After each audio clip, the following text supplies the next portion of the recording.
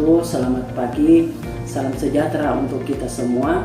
Perkenalkan, nama saya Asri SKM MKes selaku dosen pada Prodi Kesehatan Masyarakat Fakultas Kesehatan Masyarakat Universitas Al-Asyariah Manggar. Di kesempatan ini saya akan memaparkan mata kuliah yang saya ampu, yaitu Surveillance Kesehatan Masyarakat pada semester 4, di mana mata kuliah ini wajib dan memiliki bobot SKS 3 SKS. Di kesempatan ini saya akan membuat video pembelajaran sebagai unjuk kinerja dosen pada Tridharma Perguruan Tinggi bidang pengajaran. Adapun metode pembelajaran yang saya terapkan yaitu menggunakan metode ceramah. Adapun ceramah yang dimaksud agar mahasiswa dapat memahami materi pembelajaran dan diharapkan terjadi interaksi langsung antara dosen dan mahasiswa pada proses pemberian materi. Kemudian yang kedua adalah diskusi kelompok, yaitu diharapkan mahasiswa mampu menjelaskan permasalahan kesehatan terkait kasus fenomenal terkini yang ada di kalangan masyarakat. Tujuan dari diskusi ini agar mahasiswa dapat bertukar pikiran dan memberikan solusi dalam memecahkan suatu permasalahan dengan harapan bahwa semua mahasiswa dapat lebih aktif serta menyumbangkan ide-ide kreatifnya. Dan yang ketiga adalah kuis pada mahasiswa. Ini menjadi alternatif dalam pemberian penilaian kepada mahasiswa. Metode ini juga berfungsi sebagai bahan review atas materi-materi perkuliahan yang disampaikan sebelumnya. Secara teknis, metode ini dapat dilakukan apabila proses perkuliahan akan hampir selesai. Adapun indikator penilaian yang saya terapkan, yang pertama adalah kehadiran, yaitu 15%, tugas 20%, UTS atau MIT 30%, dan yang terakhir UAS adalah 35%. Berikut ini saya akan deskripsikan mata kuliah Surveillance Kesehatan Masyarakat ke dalam 5 bagian. Yang pertama, prinsip dasar dan konsep surveillance kesehatan masyarakat. Yang kedua, perencanaan dan evaluasi kegiatan surveillance masyarakat.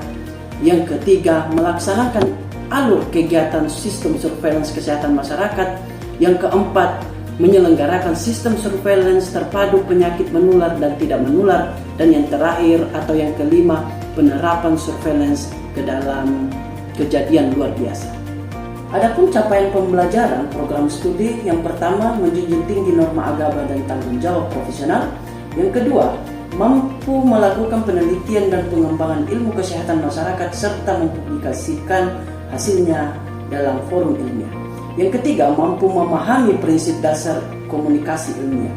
Yang keempat, mampu memahami budaya setempat. Yang kelima, mampu menjadi agent of change sehingga masyarakat dapat berpartisipasi aktif dalam usaha peningkatan derajat kesehatan setinggi-tingginya. Yang keenam, mampu mengidentifikasi masalah kesehatan masyarakat, menentukan tren penyakit, menentukan prioritas penyelesaian masalah, membuat program, dan melaksanakan evaluasi. Yang ketujuh, mampu mengaktualisasikan diri, bekerja secara profesional dalam tim, dan cepat beradaptasi dalam dunia kerja sesuai kebutuhan stakeholder. Yang kedelapan atau yang terakhir, memiliki kemampuan menjadi leader dan berpikir sistem. Adapun capaian pembelajaran mata kuliah Surveillance Kesehatan Masyarakat yaitu yang pertama, mahasiswa mampu memberikan usulan konsep surveillance sesuai masalah yang ada di masyarakat. Yang kedua, mahasiswa mampu memahami konsep evaluasi sistem surveillance. Yang ketiga, mahasiswa mampu menyajikan data surveillance, analisis dan interpretasinya. Yang keempat, mahasiswa mampu mendesiminasikan dan mengkomunikasikan data surveillance. Dan yang kelima, mahasiswa mampu melakukan usaha promotif dan preventif berdasarkan output surveillance. Berikut ini saya akan memperlihatkan proses pembelajaran yang saya lakukan ke dalam kelas sesuai dengan deskripsi dan metode yang saya telah jelaskan sebelumnya. Berikut ini saya akan memperlihatkan proses pembelajaran yang saya lakukan di dalam kelas sesuai dengan deskripsi dan metode yang telah saya jelaskan sebelumnya. Assalamualaikum warahmatullahi wabarakatuh.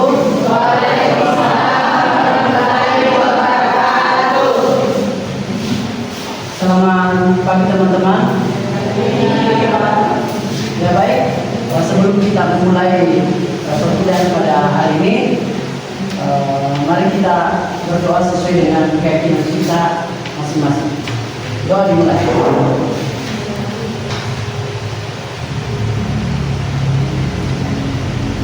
Selesai. Ya baik, untuk pertemuan selanjutnya, minggu kemarin atau minggu lalu telah kita bahas beberapa pembahasan materi perkuliahan terkait dengan surveillance kesehatan masyarakat. Ya, sudah dijelaskan bahwa ada ruang lingkup surveillance kesehatan masyarakat, ya, ada tujuan surveillance kesehatan masyarakat, kemudian kegunaannya seperti apa. Ada yang masih ingat dari tujuan surveillance kesehatan masyarakat? Masih ingat ya, silakan. Baik, jadi tujuan dari surveillance kesehatan masyarakat itu adalah mampu mendapatkan informasi yang akurat, kemudian yang kedua dapat mengidentifikasi atau menjelaskan permasalahan kesehatan. Ya, betul ya. Jadi masih sangat ingat karena ini kemarin kita sampaikan di pertemuan keempat, ya kan sekarang pertemuan kelima ya. Jadi ya memang salah satu tujuan dari itu yang disampaikan oleh teman kita Pak Jeri. Kemudian kalau tidak salah pada saat pertemuan kemarin ada juga dibahas terkait dengan kegunaan surveillance. Kalau kegunaan surveillance ada yang masih bisa menangkap apa yang saya sampaikan kemarin? Oke, baik, menjawab. Jadi kegunaan surveillance salah satunya yaitu meningkatkan kemampuan manajemen kesehatan. ya itu masih sangat ingat apa dari proses pembelajaran yang kita lakukan kemarin. Mengapa saya tanyakan kembali? Ya, mengapa saya tanyakan kembali terkait dengan materi minggu lalu? Karena ini akan ada kaitannya dengan proses pembelajaran yang kita lakukan pada hari ini atau mata kuliah yang akan saya paparkan pada hari ini. Pada pertemuan ini saya akan membahas terkait dengan alur kegiatan surveillance. Nah, jadi tujuan kemudian kegunaannya sudah saya sampaikan bagaimana bentuknya. Kemudian di pertemuan ini saya akan membahas atau menyampaikan materi pokok terkait dengan alur kegiatan surveillance. Jadi kalau berbicara masalah alur, ya tentu kita berbicara masalah bagaimana inputnya, bagaimana prosesnya, kemudian bagaimana outputnya. Ya, jadi input, proses, kemudian output. Input, ya, input pada umumnya yang kita ketahui, saya yakin masih paham terkait dengan bagaimana proses memasukkan data. Nah, ini dimaksud dengan input. Salah satu contohnya adalah memasukkan atau mengumpulkan data. Setelah masuk, kemudian ada yang dinamakan dengan mengelola atau memproses data yang masuk. Jadi ada pada bidang inputnya, kemudian prosesnya. Jadi proses yang dimaksud di sini adalah tadi pada proses pengelolaan analisis dan interpretasi.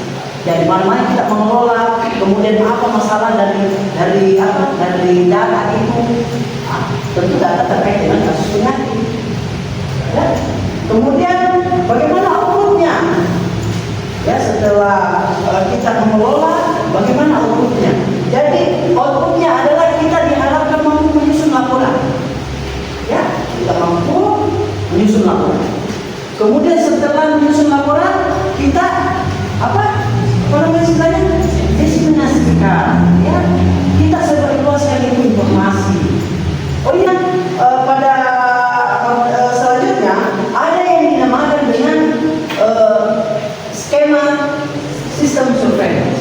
Ya, skema ini sangat relevan dengan tadi apa yang dimaksud, apa yang pada proses, apa yang input, proses, kemudian inputnya. Ini yang dimaksud bahwa sistem surveillance itu memiliki gambaran atau skema.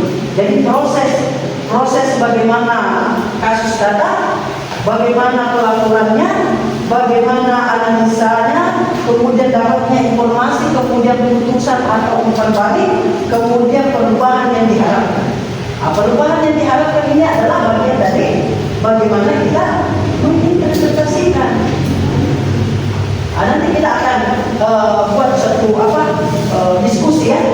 Sebentar kita akan lakukan diskusi kelompok terkait dengan bagaimana mengambil suatu kasus penyakit yang lagi tren atau fenomenal yang ada di masyarakat. Nah, ini kita akan masukkan pada skema sistem surveillance. Ya, saya tidak tahu kasus apa yang terjadi dari fenomenal itu tugas itu akan kau pikirkan nanti setelah kita berkelompok. Ya, kemudian pada data ya ada lagi dinamakan dengan data aktif dengan pasif. Nah, sumbernya dari mana? Sumbernya adalah dari pelayanan kesehatan. Mengapa dari pelayanan kesehatan ini? Sumbernya karena data kesakitan, data kematian itu bersumber dari pelayanan kesehatan. Yang kedua, kemudian laporan penyelidikan wabah ini turun langsung ke lapangan. Kita langsung tahu bahwa di sini adalah sumber penyakit yang muncul. Nah, itu tidak tahu. Dari mana? Apa indikatornya? Kita menggunakan usaha. Begitu caranya kita tanya. Ya namanya kalau orang biasanya kalau melakukan riset atau penelitian, itu tidak jauh beda dengan seperti survei yang kita lakukan. Hasil penyelidikan kasus perorangan, kemudian laporan penyelidikan teknik. Kemudian sumber pendukung, ya sumber pendukung itu dah harus juga sepenuhnya dari pelayanan kesehatan, tapi bisa seperti sensus penduduk. Contoh, siapa yang melaksanakan sensus penduduk? Bagian statistik biasanya. Siapa yang mengetahui perkiraan cuaca? BMKG. Oh, berarti kalau diperkirakan bahwa akan ada turun musim hujan dari bulan sekian sampai sekian. Berarti kita mewaspadai itu bahwa kalau semuanya terjadi penghujanan dari bulan ini, berarti ada kasus yang akan muncul. Kemudian dan pengumpulan data itu secara aktif dengan pasif. Jadi aktif melalui kegiatan penyelidikan epidemiologi, aktif melakukan penyelidikan survei, ya seperti tadi ESUS, ya terus surveillance aktif, kemudian puskesmas menyelenggarakan itu, ya rumah sakit survei khusus dengan kegiatan itu. Jadi memang pada melalui kegiatan penyelidikan epidemiologi surveillance aktif itu ya memang dilakukan di lapangan, ya dilakukan di lapangan, bukan hanya pada menerima laporan. Nah, kalau menerima laporan, ini masuk pengumpulan data secara pasif. Misalnya rekam medis, hukum, kemudian registrasi. Jadi semua data masyarakat, semua data pasien terkait dengan kasus penyakit itu langsung didapatkan di pelayanan kesehatan. Nah, di mana? Ada biasanya dapat di puskesmas, ya. Kemudian dari pokoknya dia data yang sudah lengkap, yang sudah ada. Kita tidak perlu lagi turun ke lokasi karena sudah dapat menerima data itu. Itu yang dimaksud dengan pengumpulan data secara pasif. Ya. Data secara pasif kita dapatkan baik itu laporan ke data kesakitan, kemudian data kematian. Ya. Sampai di sini ada yang mau bertanya? Silakan. Sebelum kita lanjut lagi. Nah, kalau tidak ada, nanti kita bahas. Siapa tahu di pertemuan ini ada lagi yang bertanya, ya. Ya, kemudian pengelolaan data. Ya. Jadi pengelolaan data bagian masuk dari kalau pengelolaan data bagian masuk dari proses. Bagian dari proses. Ya. Proses, kemudian pengelolaan data secara pokoknya pengumpulan data dicek ulang. Ya, gambaran berdasarkan tempat dan waktu. Nah, kalau tempat itu seperti apa? Ayo, kalau tempatnya seperti apa itu?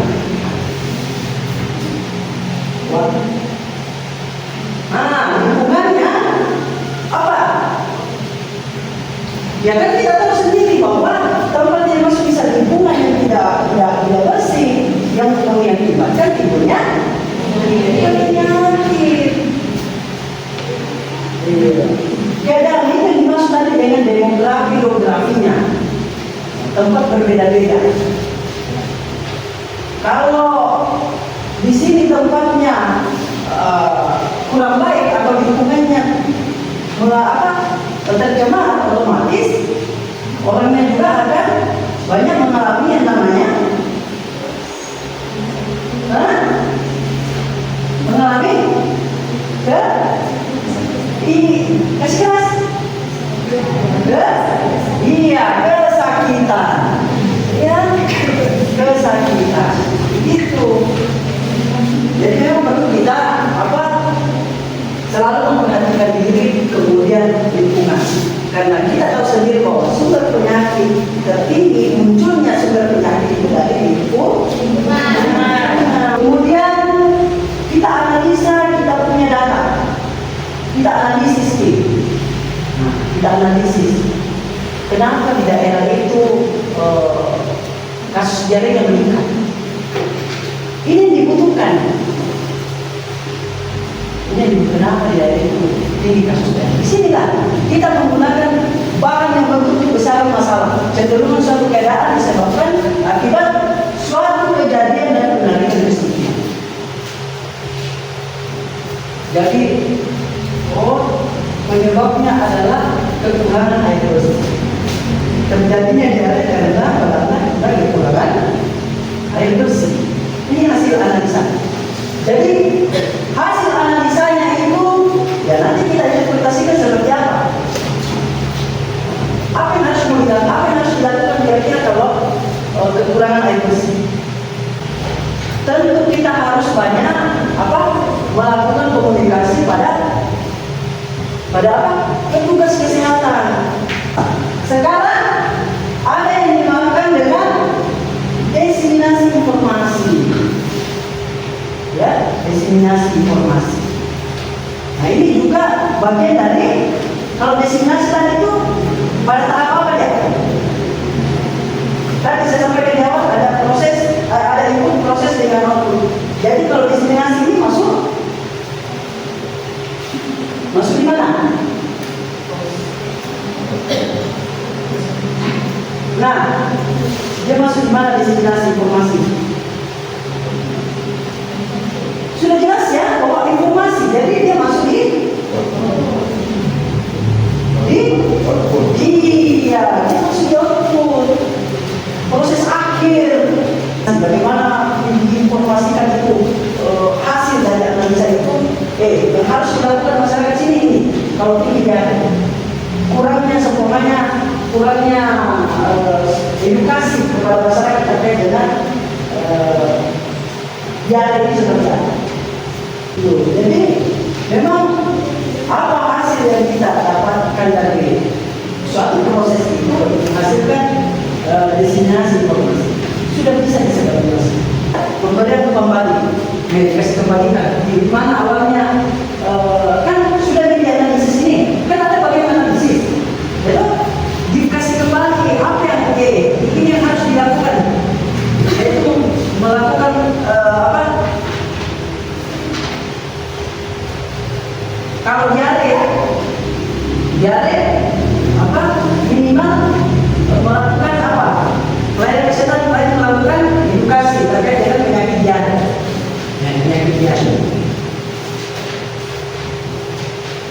Ya tergantung dari jenis penyakit kasus yang ditemukan. Kalau DBD, apa itu DBD? Sudah sampai diare tahu? Memang berdarah apa dia? Paling besar ada di belakang. Ya, dengue. Ya. Jadi inilah dengue ini menjadi vektor. Ya itu harus kita tahu ini bahwa kalau malaria apa vektornya? Iya. Jelas. Begitu. Ini harus 11 Iya, semester 4.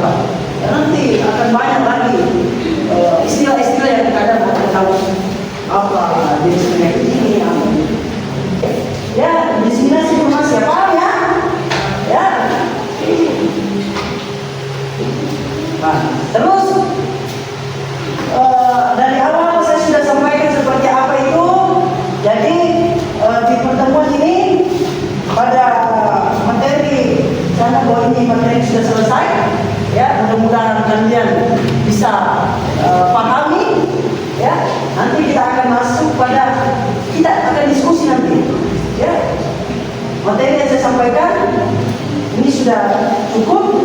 Ya, kecuali kalau ada yang mau bertanya silakan. Silakan kalau ada yang mau bertanya terkait dengan tadi yang saya sampaikan. Oke. Silakan. Mau bertanya? Saudara Panjeli. Baik Pak, terima kasih. Saya ingin bertanya Pak, misalnya itu kalau jenis darah yang dihubungkan secara langsung oleh petugas surveillance atau itu bisa dilakukan melalui perantara? Oke. Terima kasih Pak. Ya. Ini saya sebenarnya menunggu pertanyaan ini. Ya memang tidak saya sebutkan karena saya yakin ini akan dipertanyakan. Ya. Bahwa memang betul bahwa ada dua jenis data. Ada dua jenis data yang perlu kita pahami ini pada umumnya. Ada yang dinamakan dengan data sekunder dengan iya, data sekunder dengan teman-teman bagi diri diskusi kelompok ini sesuai dengan kasus fenomenal yang terjadi di masyarakat. Ya, kita ini dulu kelompok agak sulit.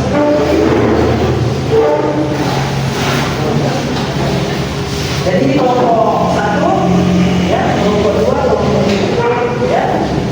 Jadi tadi sudah diskusi. Saya ingin dan kita semua ingin mendengarkan, memperhatikan apa yang dipaparkan oleh kelompok 1 terkait dengan skema kasus fenomenal, ya, yang ditimbulkan pada skema sistem surveillance. Nah, kalau ada hal-hal yang menurut kalian perlu untuk ditanyakan, silakan. Tidak apa-apa, kita memang tujuan ini sesi ini adalah diskusi.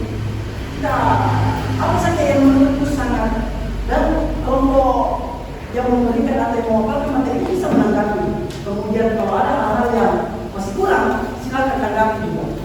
Oke, baik. Kelompok 1 silakan. Apa hasil diskusinya? Silakan. Ya. Assalamualaikum warahmatullahi wabarakatuh. Waalaikumsalam warahmatullahi wabarakatuh. Saya Maria Ramadhani, perwakilan dari kelompok 1, ingin mempresentasikan hasil diskusi kami mengenai skema sistem surveillance. Pada Puskesmas Tinambung Polman terdapat kasus stunting pada anak usia 6 tahun. Kasus apa? Stunting. Kasus stunting di? Puskesmas Tinambung. Oke. Pada Puskesmas Tinambung Polman terdapat kasus stunting pada anak usia 12 hingga 64 bulan mengalami peningkatan yang signifikan pada tahun 2024 dengan 178 kasus di desa Selamatu. Nah, adapun perubahan yang diharapkan, baik harus dapat perhatian lebih oleh bidang setempat. Yang kedua, kurangnya kemiskinan, dan yang terakhir, ibu hamil memiliki pengetahuan baik terhadap pencegahan stunting lebih dini. Terima kasih. Assalamualaikum warahmatullahi wabarakatuh. Nah, itu hasil dari diskusi kelompok 1. Dan saya sangat berharap itu ada yang bisa ditanyakan.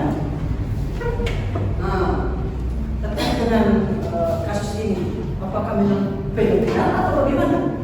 Atau ada pertanyaan lain? Silakan dari kelompok 2, kelompok 3. Oh, oke, kelompok 3. Ya, silakan. Assalamualaikum warahmatullahi wabarakatuh. Waalaikumsalam warahmatullahi wabarakatuh. Saya perwakilan dari kelompok 3 ingin bertanya Siapa namanya? Ani Nusyakira Jalan. Oke. Jadi ya, jadi setiap bertanya sebutkan nama supaya kita tahu, ya. Saya boleh jelas juga. Oh, ini yang bertanya. Oke, lanjut. Saya ingin bertanya kepada kelompok 1, yaitu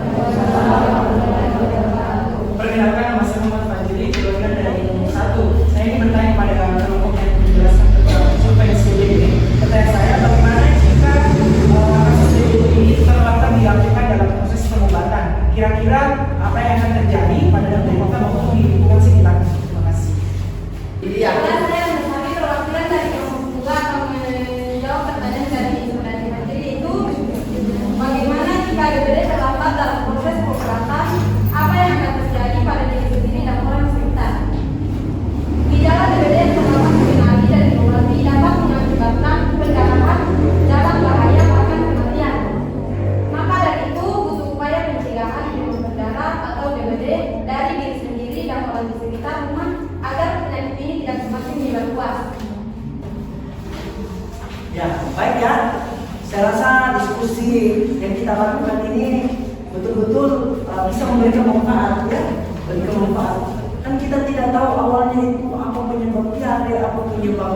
Mungkin kita sudah pahami bahwa kasus diare, kasus DBD, kasus stunting itu sudah terpresentasikan dengan baik. Ya, alhamdulillah. Baik, itu saja yang bisa saya sampaikan. Terima kasih banyak atas waktunya. Lebih dan kurangnya saya mohon maaf. Assalamualaikum warahmatullahi wabarakatuh. Waalaikumsalam warahmatullahi wabarakatuh. Demikian proses video pembelajaran yang saya lakukan pada mata kuliah Surveillance Kesehatan Masyarakat. Terima kasih kepada seluruh tim penilai dan tim panitia sertifikasi dosen SMART 2024, khususnya kepada Kemendikbudristek Republik Indonesia. Semoga dapat memberikan gambaran mengenai kinerja pengajaran yang saya lakukan. Demikian yang saya sampaikan. Wallahu muwaffiq ila aqwamit thoriq. Wassalamualaikum warahmatullahi wabarakatuh.